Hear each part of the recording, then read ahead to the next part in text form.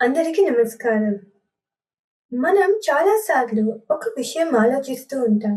ఈ ప్రపంచాన్ని మార్చాలంటే పెద్ద పెద్ద పనులు చేయాలేమో అనుకుంటాం. మన జీవితం మారాలంటే పెద్ద మొత్తంలో డబ్బు సంపాదించినప్పుడు లేదా ఒక పెద్ద ఉద్యోగం వచ్చినప్పుడు మాత్రమే సాధ్యమవుతుంది అని అనుకుంటాం. కానీ అది నిజం కాదు. నేను మిమ్మల్ని ఒక ప్రశ్న అడగనా? ఈ ప్రపంచంలో ఉన్న పెద్ద పెద్ద అడవులు, పెద్ద నదులు లేదా మహాసముద్రాలు ఎలా ఏర్పడ్డాయో అని మీరు ఎప్పుడైనా ఆలోచించారా? ఒక మహాసముద్రం ఏర్పడేది ఒక చిన్న నీటి చుక్క వల్లే. ఒక పెద్ద అడవి ఏర్పడేది కేవలం ఒక చిన్న విత్తన వల్లే. పెద్ద మార్పులు మనం రోజు చేసే చిన్న కంటికి కనపడని మార్పుల వల్లే వస్తాయి. ఒకసారి ఆలోచించండి. 99 డిగ్రీల సెల్సియస్ వద్ద కాగే నీరు కేవలం నీరు మాత్రమే. కానీ దానికి ఇంకొక డిగ్రీ సెల్సియస్ తొడైతే అంటే 100 డిగ్రీ సెల్సియస్ కాగానే ఆ నీరు ఆవిరిగా మారిపోతుంది. ఆ ఒక చిన్న డిగ్రీ మార్పుకే ఒక పెద్ద రైలును ముందుకు లాగగలిగే అంతటి మహాశక్తి పుట్టించే బలం ఉంది. మీలో కూడా అలాంటి ఒక చిన్న డిగ్రీ మార్పు దాగి ఉంది. మన జీవితాల్లో పెద్ద మార్పు రావాలని ఎదురు చూస్తుంటాం. కానీ మన సంసార గమనాన్ని తలకిందులు చేసేది మన మనసులో కలిగే ఒక చిన్న ఆలోచన మాత్రమే అని బుద్ధ భగవానుడు బోధించారు. నేను మీకు ఒక విషయం చెప్తాను. ఒకానొక తీరంలో అలల ఉధృతి ఎక్కువ ఉన్న సమయంలో వేలాది నక్షత్ర చేపలు అలల తాకిడికి కొట్టుకొచ్చి ఒడ్డున పడ్డాయి.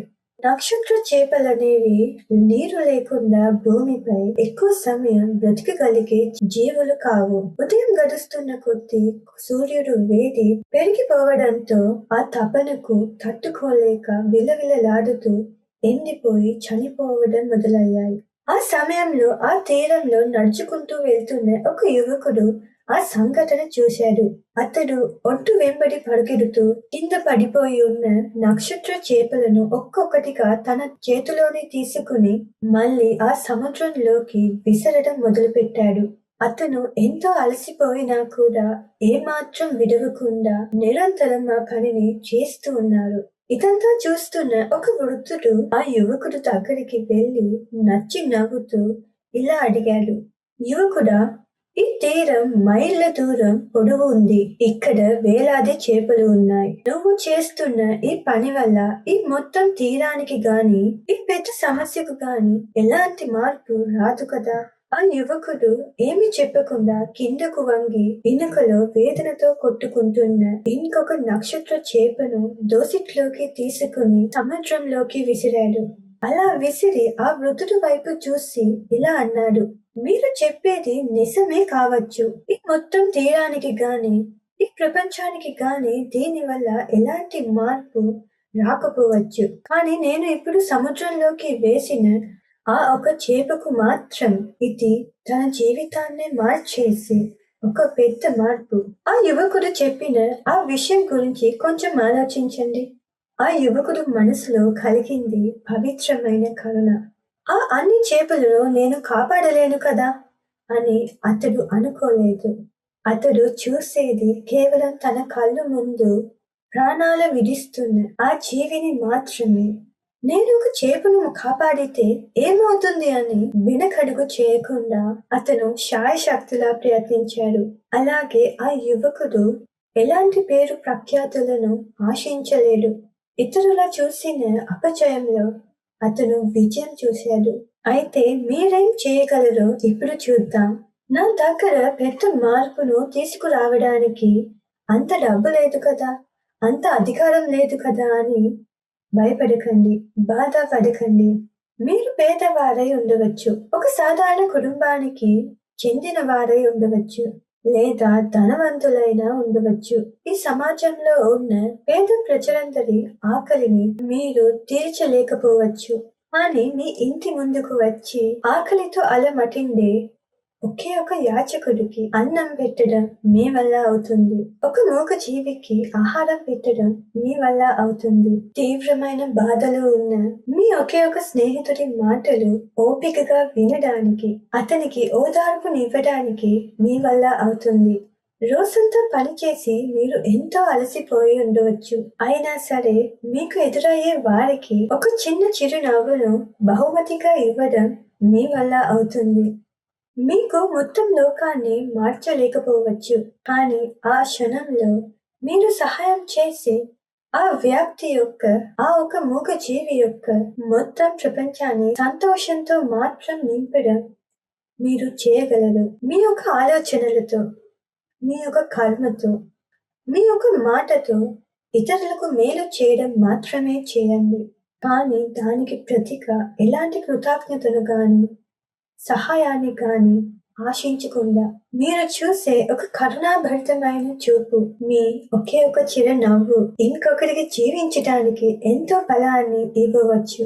ఒకరిని ఆత్మహత్య చేయకోకుండా కాపాడవచ్చు. మీ యొక్క ఆలోచనలతో, మీ యొక్క కర్మతో, మీ యొక్క మాటలతో ఇతరులకు మేలు చేసినప్పుడు అదే మంచి మీకు జరుగుతుంది. మీరు చేసే ఆ చిన్న పుణ్యం ఏదో ఒక రోజు మీ సంసార ప్రయాణాన్ని ముగించి మహాజ్ఞానంగా మారుతుంది. ఈ రోజు మీరు మార్చుకునే మీ ఒకే ఒక ఆలోచన మీ మొత్తం భవిష్యత్తును అందంగా మార్చగలదు.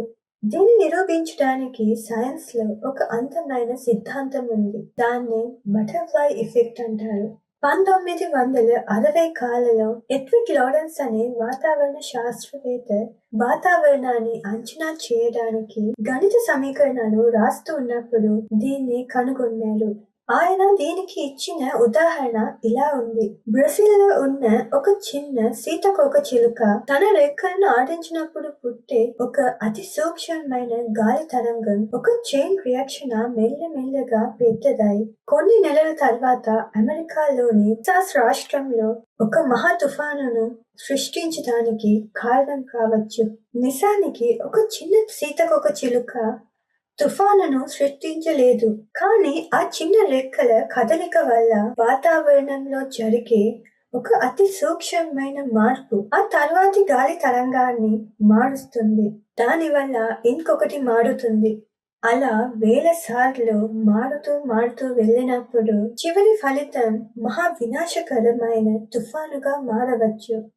ఒక చిన్న సీతాకోక చిలుక రెక్కల కదలికే అంతటి ప్రభావాన్ని చూపించగలిగితే మీ పవిత్రమైన మంచి సంకల్పం ఇంకెంతటి గొప్ప మార్పును తీసుకురాగలగరో కొంచెం ఆలోచించండి. ఈ రోజు మీరు చేయబోయేది ఈ లోకానికి గొప్ప మేలు. మర్చిపోకండి. మీరు చేసే ఆ చిన్న పుణ్యం, మీ మంచి ఆలోచన ఏదో ఒక రోజు మీ సంసార గమనాన్ని ముగించి మహాజ్ఞానంగా మారుతుంది.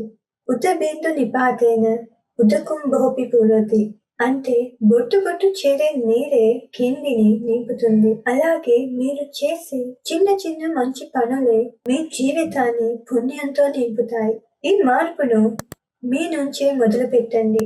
అయితే మీరు ఈ మార్పుకు సిద్ధంగా ఉన్నారా? Be the change. మహనీయమైన క్రీడాత్మము మీ అందరికీ ఆశీర్వదించుగాక.